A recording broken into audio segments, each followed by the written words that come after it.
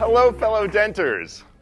I want to tell you about a time I walked into an elevator and accidentally walked out the CEO. It wasn't a bloodless coup. There were no boardroom antics. There wasn't any sort of grand, mysterious shenanigans. My co-founder simply looked at me and said, "We're being stupid. You're the CEO." This is my, actually, no, there aren't any pictures from back then. That's my co-founder and I. We started our first company, Ontella, back in about 2005. Our previous jobs had been nothing terribly distinguished. I was a program manager at Microsoft. He was a developer at Expedia, and we decided to give ourselves promotions. Since we didn't know what we were going to be doing, we figured, hey, look, I'll be the president, you be the CEO, and off to the races we went. There's a lot to be done in the early days of a startup. Things like really mundane stuff, figuring out, are you going to be buying furniture? Are you going to be renting secondhand office stuff? Or are you going to be creative? Are you going to go with the giant bank that's been around for ages? Are you going to work with the bank that specializes in young, high-potential, high-risk startups? Are you going to go with the bank that is a young, high-potential, high-risk startup? And one of the most challenging ones, who are you going to use as your consultant in some of the most important questions, your attorney? So I was responsible for all this stuff and figuring it all out, as well as things like specifications, design, managing outsourcers, all the this and that. But it became clear I was spending more and more time on one of the big challenges of many early stage startups. We decided we needed to raise capital, and I was spending ever more hours on fundraising. Now, this is the days before Scotty Vest pioneered Shark Tank as a financing mechanism. And so we were going the traditional route of angels and VCs. Now, spoiler alert, we wound up raising $4.5 million in a Series A from, in fact, one of the investors I'm about to tell you about. Ultimately, the company raised more than $30 million of venture capital and ultimately turned into the company that's now known as Photobucket. So it was a very successful outcome in the long range. But in the short term, we had no idea what we were doing. And it was one of those first pitches that Charles and I decided we were going to go and meet with one of the few VCs we know and see how it was going to work. So we took the walk from our humble offices in Pioneer Square in the south part of Seattle, kind of one of the rundown neighborhoods, a little older, where the cobblestone streets give way to pavement and the crack dealers give way to venture capitalists, and headed towards the Millennium Building, which you see in the background there. It is sometimes hard to tell the difference. And we stepped into the lobby. We were wearing our uniform, button-ups and khakis, the standard entrepreneur's special, and stepped into the elevator. And Charles had something on his mind. I didn't know what it was, but I could see he was cranking on it. And as we were being whisked up to the 28th floor, he said, "Dan, this is ridiculous. You're doing the fundraising, you're doing the outreach, you're going to be doing the business development. Like, I'm writing the code. I should be the CTO. You should be the CEO. Let's do that." And the elevator doors opened. Ding! I think they literally hit me on the butt on the way out. I was so surprised. And we walked in and we sat down, and a few minutes later, VC sat down across the table for us, and we introduced ourselves. I said, "Hi, I'm Dan Shapiro. I'm the CEO of Ontella." And Charles said, "Hi, I'm Charles Zapata. I'm the CTO of Ontella." And I kid you not, he looked at us and said, "Oh, thank goodness, you're not one of those Mickey Mouse, 'I'm the CEO, I'm the president' outfits." He said, "I want nothing to do with a startup that can't delegate." And so I'm here to talk to you about the 6 things you can't delegate. But before I do, I need to talk to you for just a minute about what it means to be the CEO. It turns out that being CEO is really simple, but I didn't understand what it was until I had a conversation years later with someone about starting a company together. This guy's name was Adam Doppelt. He was one of the co-founders of Urban Spoon. And he said that while they had somebody with the title of CEO, they never really had anybody who did the job. They never raised outside financing. And so he was very concerned about co-founding with somebody who was going to be a CEO. And one of the questions he asked me, it was a very astute question. He said, "When do you play the CEO card?" I hadn't thought about what it meant to play the CEO card, but something like this kind of popped into my imagination. And I thought, what is this CEO card that he's talking about? What is this magical thing? So what I told him is what I'm about to tell you. Actually, it's kind of a lie. What I told him was something about consensus decision making. What I'm about to tell you is what I wished I told him, and what I figured out after many years of thinking about what exactly it is that a CEO is all about. A CEO does not have some magical trump card that they can lay down. Wait, quick show of hands. Who here has managed people before? Hands in the air. Okay, who has asked somebody, or not asked, told somebody to do something as their manager, and then had them proceed to go do directly the opposite? Yeah, right. So there's no ace of spades. Or if there is, Charles forgot to give it to me on the elevator. I have no CEO card that compels people what to do. There are actually, though, there are 3 cards that the CEO has that define their role. I'll tell you what they are. Very simple. Hire, inspire, and fire. And once you understand that the CEO's job is to get the team in place, delegate everything to them, then you understand enough to talk about the exceptions, the 6 things you can't delegate. So to start out with the team, I've had many founders come to me and say, hey, look, I've got a great idea for a startup. I'm going to be the CEO. I just need a CTO. That's like saying I'm going to be a rock star just as soon as I learn to play the big boy guitar. The job of the CEO is to put the right team in place. Having the right people around the table means that you can delegate effectively. It means that the company works. There is nothing more important than the CEO to build the founding team, than the executive team, than to be a part of the everyday machinery of putting the right people in there together. The people who are here in this picture in Albuquerque from, I want to say the late 70s, early 80s, the initial team of Microsoft, they're the ones who made this successful. Equally important are the ones who are not in the picture and the ones who fell out of the picture as the company raised and grew. The team is the greatest single impact that the CEO has on their company, and the first thing that can't be delegated. The vision. Now, not every CEO is a visionary. In fact, vision can come from a lot of different places. Sometimes it comes from slaving away at the garage with the co-founders.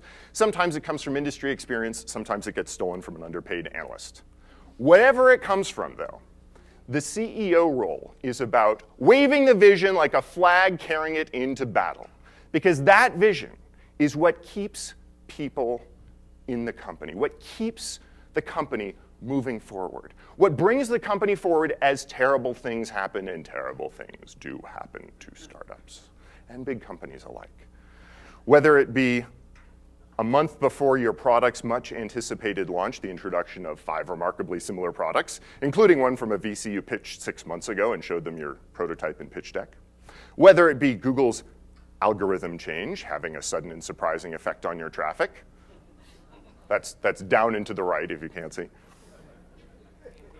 Whether it's lawyers calling with unpleasant news. What keeps the company going is the CEO's connection to that vision. Now, that happens in lots of different ways. This guy famously said, do you want to sell sugar water for the rest of your life? By the way, at this point, I want to point out to the Dent organizers, I've fulfilled my 1 Steve per presentation obligation. This guy, Rand Fishkin of SEO Moz, sees as a part of his company's vision minting 100 new millionaires. That's why he quietly, without a press release, without any fanfare, when he did a $100 million financing round, assigned his own shares to the employees to true them up so there'd be no dilution, so that when his company became a $1 billion IPO, he could mint those millionaires. And sometimes it's not even that dramatic. It's just sitting there with the insistence of a kid in the backseat saying, are we there yet? Are we there yet? Just repeating the vision over and over, saying it time and again, connecting people with the bug fix to the IPO, with the thing they're doing today, connected with the giant direction that they want to go. That's what the CEO is about. She's about connecting the vision to what people are doing. The strategy. The vision is where you want to go. The strategy is how you get there. And I'm going to tell you a story that's going to explain why the CEO must be the keeper of the strategy and why that cannot be delegated. It's a story about a company called Swipe. It starts with this guy, Cliff Kushler. Cliff did something that rarely works in startups. He locked himself in a garage for 6 years coding. Cliff had an idea for a keyboard that he wanted to be the default on every phone manufactured. It's a pretty audacious vision.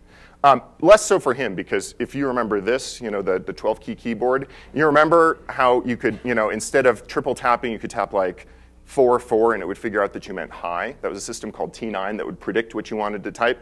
So he's the guy who invented that. So it wasn't so far-fetched that he would be able to get his new thing on every phone. It was a system called Swipe, where you simply dragged your fingers over the touch screen, touching the letters of the word you wanted to spell, and it would pop up. But he did not want to do the things in this presentation. Cliff did not want to be CEO. So he brought this guy on board, Mike McSherry, longtime wireless exec, and asked Mike to help him build this company. Mike took Cliff's vision and developed a strategy for it. Now, remember, the vision was to have it be the default keyboard on every phone. So, okay, what do you do when you have a great keyboard, critically acclaimed, customers clamoring for it? You put it in the App Store, right? You encourage people to go buy it and download it.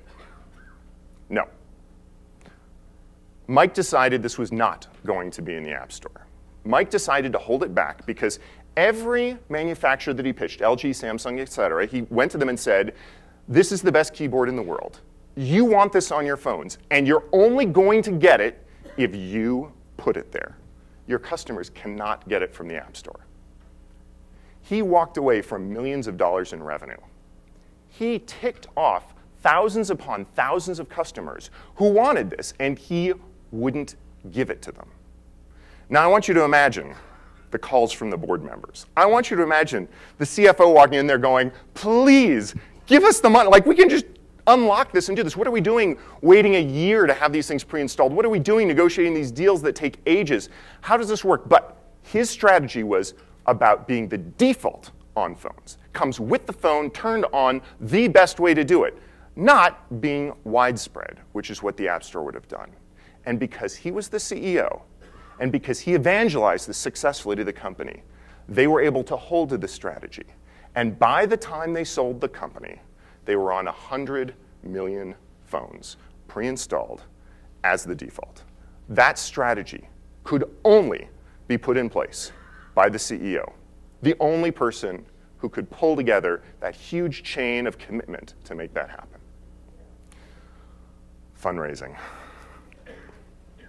Now, wouldn't it be great if you could hire somebody? Fundraising's so strange. I mean, there's all this esoterica, financial instruments that aren't used anywhere else in the world, arcane knowledge, networks. Shouldn't you be able to hire somebody and say, you have the networks, you have the experience, you build the pitch decks, you deliver them, I'll come and deliver the information. The good news is you can. The bad news is you're going to call her CEO because that's the only way she's going to get the financing round done. Financing simply cannot be delegated, and it's a weird artifact of the way that financing works that this is the case. There are a few reasons for it. One is the team. I'm going for double credit here. It's so important to investors that they know who the team is and that they have the right people in place that I've actually seen investors say, as a precondition of financing, you need this person to be CEO who's on your team instead of that one, because that's the person who did all the talking during the financing. They need to know who that person is. They need to see them in action, and the financing is the way to do it. Financing's all about deal making. The investors want to see you make a deal. As much as it pains them when you're raking them over the coals for the last percentage and playing them off against somebody else, they know that that's how you're going to treat your other negotiations as well, and they want to see you in business. They want to see the CEO and how the CEO works. The third problem is friendship. The investors want to build a relationship with a company, and it's really hard to do that when they're talking to an investment banker or a consultant, and the CEO of the company is keeping herself back from the negotiations, so they never have that chance to make that connection. The financing is the start of what's usually a multi-year, even decade or more long relationship with these investors. A typical successful startup investment will be 7 years or more to exit. So they want to know what they're getting into, and they want to form those relationships early on. Credibility is another issue. A consultant pitching the company is like a bald man selling hair tonic. There's simply not the commitment there. The CEO is the one who can say, you should be doing this with me. She's the one who's been putting in the long nights. She's the one who's mortgaged the house. She's the one who's dedicated her life to making this thing successful. And you just can't compete with that for skin in the game. An investor knows that when they write a check, it is the beginning of their commitment to the company and potentially the end of the consultants. So it's very hard for that person to effectively make that case. And there's one other kind of weird thing. Imagine somebody ringing a doorbell and asking you for money for charity. Now imagine two scenarios. In one case, that person is an employee of the nonprofit, just an employee. In the other case, that person is taking a percentage of whatever you give them for themselves and is not affiliated with the nonprofit on anything but a short-term basis. Which one of those seems more compelling to you? Well, it's the same way for investors. Even though it may not be totally logical, they hate giving up a piece of the investment round to somebody who's going to turn around and leave. So for all those reasons, fundraising comes to be something that the CEO simply must do for herself. Good news is there are some great resources to make this possible. This book, if you're financing, is the Bible. You read it cover to cover, and then you know all the secret terms. They've been happy enough to lay it all out for you in easy print. The thing is, you just can't be that guy. You can't be that guy who's sitting there, bored out of their mind, avoiding calls, saying, can we just meet with like a couple of investors and get it done real quickly? Because the CEO needs to be committed to that process, as it's going to be one of the key inflection points of the company's life. There are alternatives. Adam Doppelt, the guy who founded Urban Spoon, decided to build a company around not needing a CEO and not needing financing. They built a very successful company without taking a dime of outside investment, without growing past half a dozen people because they didn't want to put an organization in place that could scale, and ultimately sold it for a nice profit. So it's not necessary to do fundraising. It's not even necessary to have a traditional CEO role. But if you want to build a company that makes a difference, a company that can grow, a company that can put a dent in the future, the CEO is the one who has to be responsible for that piece. Investor relations, it's not over once the check clears. The investors want to hear from the CEO. That is what makes them happy. Happy investors participate in follow-on financing rounds. Happy investors send you reams of great employee referrals. Happy investors decline to join shareholder lawsuits. That's very important. The CEO's job is to keep the investors happy and engaged. And last but not least, company culture. Company culture is a funny thing. I always say company culture is like a fungus. Sometimes it's like a ring of a fairy ring. Little mushrooms that pop up. They're kind of quirky. Nobody really knows where they came from or what they're about. It's like, Burrito Tuesdays, ultimately harmless. Sometimes they're like the rich veins running through a blue cheese, the botrytis on a semillon. They're adding depth and complexity. Rand created a culture around building millionaires in Seattle, and that spread out to where every employee of the company is encouraged to become a part of the startup scene, to learn more about financing companies, to understand how the company works. And it really defines how the company grows, and sometimes company culture is like athlete's foot. Whatever the company culture is, it comes from the leader. And if it gives you pause, that you may be forming a little cult of personality around your best or worst quirks, well, that's a good thing. It means you're humble. You also need to suck it down and deal with it. Because company culture, good or bad, comes from the leadership. And you can either embrace that and try to guide it towards something positive, or you can relax and see what happens. There are 6 things that the CEO simply cannot delegate. And hopefully today I've given you a little insight into what those are and to what that role really looks like. I've had this job 3 times now over the course of my career. It's one of the most exciting ones I know. It's why I'm writing this book for O'Reilly, Startup CEO Secrets, where this comes from. Thank you all so much. These are the exception. These 6 things are the exception, not the rule. These are the 2 things I'm most proud of, and I'd love to talk about them or industrial laser cutters afterwards. Thanks so much.